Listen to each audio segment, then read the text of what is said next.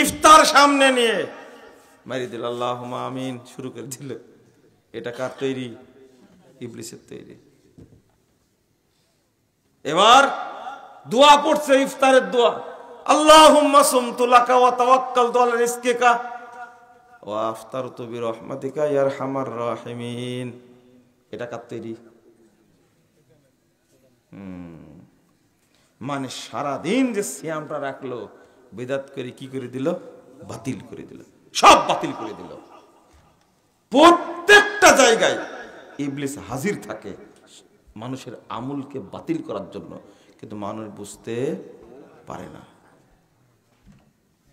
রাসূল সাল্লাল্লাহু আলাইহি ওয়াসাল্লাম যখনই সালাম ফিরাতেন সালাতের মধ্যে ঘুরে বসতেন না?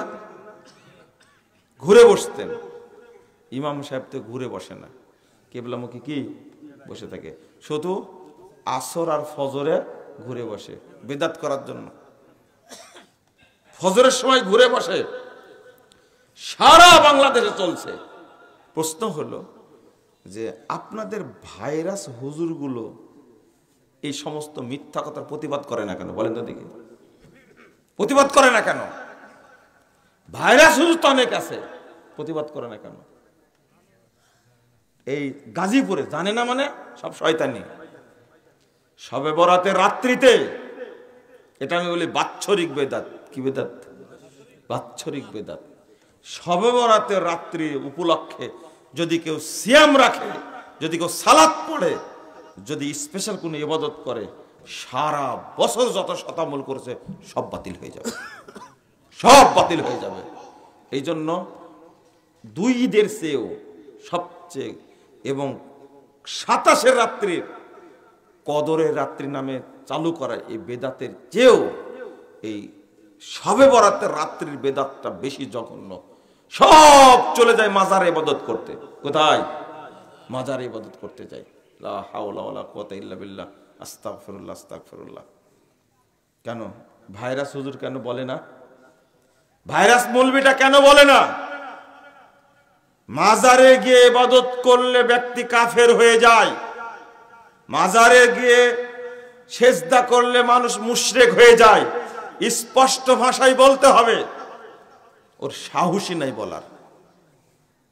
কেন বলবে না? ও বলতে হবে মাজারে গরু দেওয়া হারাম, শিরিক হবে, মানুষ মুশরিক হয়ে যাবে। মাজারে ছাগল দান করা হারাম, মানুষ মুশরিক হয়ে যাবে, কাফের হয়ে যাবে। স্পষ্ট ভাষায় বলতে হবে যারা মাজারে টাকা পয়সা দেয় তারা মুশরিক, তারা কাফের, এটা বলতে হবে। পারে না কেন বলতে? বলতে পারে কি?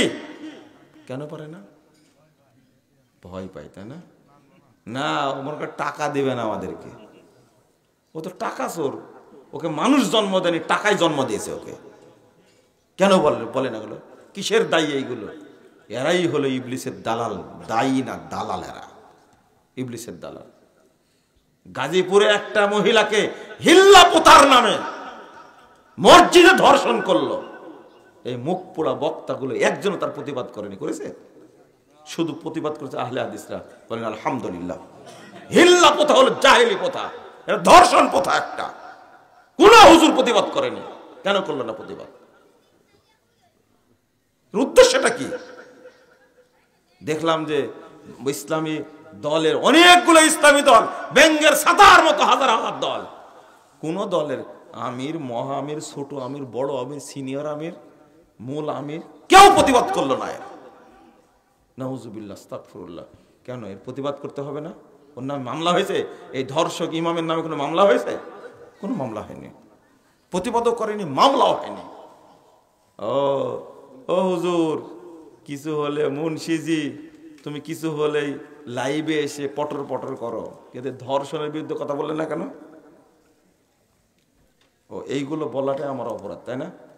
বলেই যাবো ইনশাল্লাহ।